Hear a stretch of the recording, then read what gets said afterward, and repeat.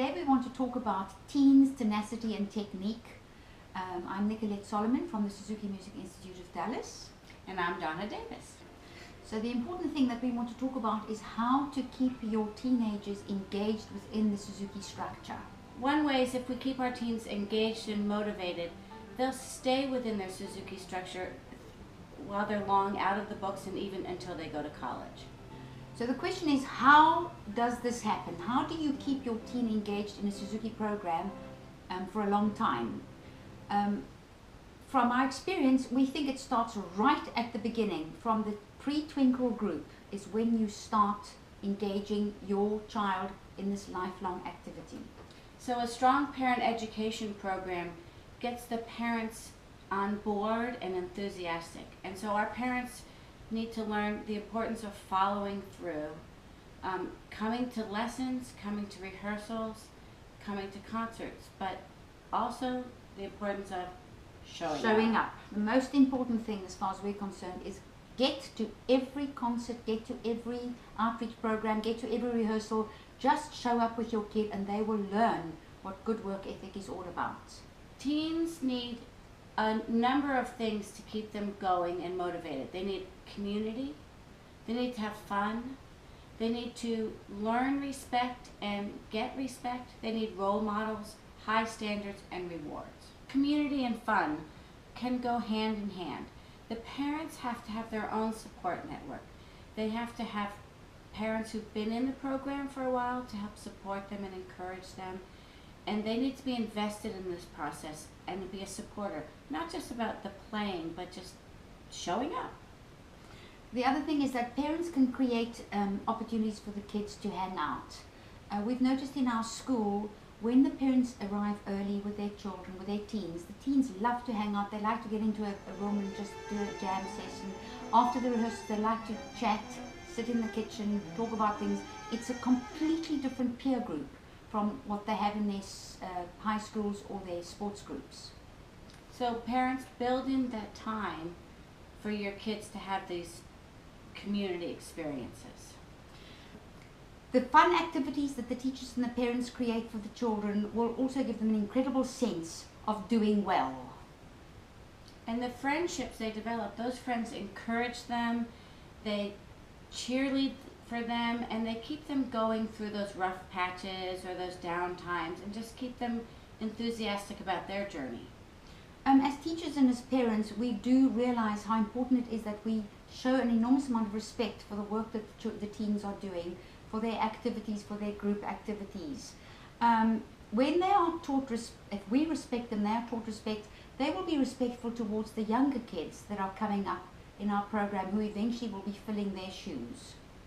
So our younger students also learn from the older kids because they see the older kids supporting each other even in competitive situations. They cheer each other on, they want the best for their friends. Parents of teens who have seen their teens grow successfully through the program become role models and sources of advice for the younger and newer parents. Our teen parents become the model. They model this support, this showing up, the enforcing of standards, the making the opportunities for peer group.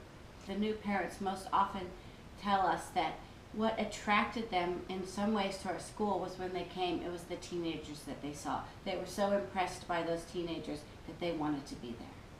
The high tide raises all boats. So when there's a work ethic and a high standard of playing within the group class of the older teen, everybody raises their standard. They rise to the occasion in studio classes, which were the beginning group classes, but then it evolves to chamber groups and to studio class like crit classes. One of the difficult things to talk about is high standards, because you know, what is a high standard? What we try to create in these children is thinking high standards is actually working very hard and knowing that you can do it. Teachers and parents instill and insist on quality within the lessons, quality in their practice sessions, quality in rehearsals, but they know that they're doing a good job the whole way through. And also, it's really important for parents to provide the space and time for their children to practice. Not to let their kids become so overscheduled that there's no room to fit in that important practice time. Another thing that is, again, an elephant in the room is what pace should a child be learning at? I know everybody learns at their own pace. That's a very important thing in Suzuki teaching. But it is quite important to know that the practice that they're having must be such good practices that they are actually getting better and better. If you have a child that takes a long time to learn, not because they can't learn, but because there isn't the work ethic, they do fall behind and they don't quite meet up to their peers' expectations or standards, and then they're not quite part of that older teen group, which is very important to them. And they can become discouraged, and that's when you'll find the attrition, that the kids will decide, you know, I'm not up to par, I don't fit into this group, so that's when you'll see the quitting. So it's important that our kids reach a certain level by a certain age. When they've reached that certain level by a certain age, they take ownership of their work, of their practicing, and they become a part of this integrated group where they know that they're as good as their buddies, they respect it, they want to do well, they don't want to let their friends down, their peers down in the group, so it encourages even more hard work. And they develop an ownership of their work. It's no longer just mom or dad saying practice or teacher saying practice. They start to own their practice, they own their own standards, and they develop that high quality playing. One of the things that we talk about a lot is rewards. How do you reward these teens that have worked so hard for so long? I think that in the music world, rewards take on a different meaning. It isn't the carrot. Rewards are built in eventually when you do a good performance and when you've delivered a good lesson. That in itself is a reward.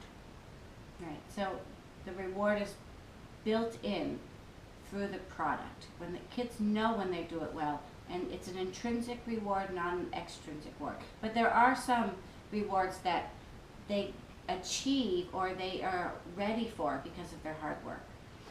Some of the things that they can achieve are special performances, being part of a tour group, being part of charity events that are quite high profile or not even so high profile, just an opportunity to perform, making it into all region orchestra, making it into all state, and being able to pull off a really good performance at the drop of a hat.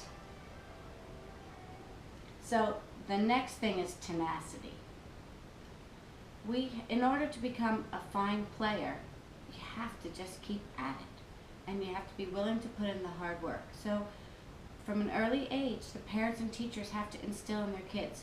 We did, Nicola and I gave the students in the advanced ensemble a survey, and we had them rank from 1 to 5, 5 being the most important, what motivates them. And it had things like, I want to be a role model, I like to work hard, my parents and my teacher want me to work hard. And the number one thing that we got from those students was, if I work hard, I know I can do it. It was surprising that they all thought that was And the the most number important 2 thing. was, I've seen my friends work hard and the results it gets them. And it was really interesting to see their point of view of what motivates them. Tenacity is also developing the wherewithal to accept the challenge and to always be able to deliver the goods, even when it's difficult. Mhm. Of course, the next important point in learning an instrument is technique. Technique is all about skill. It is skills, skills, skills. And skills are you only achieve a high level of skill is through practicing. Repetition, practicing, you cannot escape that. It is something that every student must be made aware of and every parent has to encourage. So by the teenage years, our students need to have developed facility and ease on their instrument. They need to be able to do whatever they want to do. Teachers must also have the long-term vision and implementation of technical development from twinkles all the way through to the advanced repertoire. It's something that I feel strongly about, being a Suzuki teacher and knowing that it is the most amazingly successful, powerful and nurturing form of music education. And that they leave and go away to college, whether they're music majors or they go into something else, feeling proud, feeling like they've had an environment and an experience that really enriched their lives.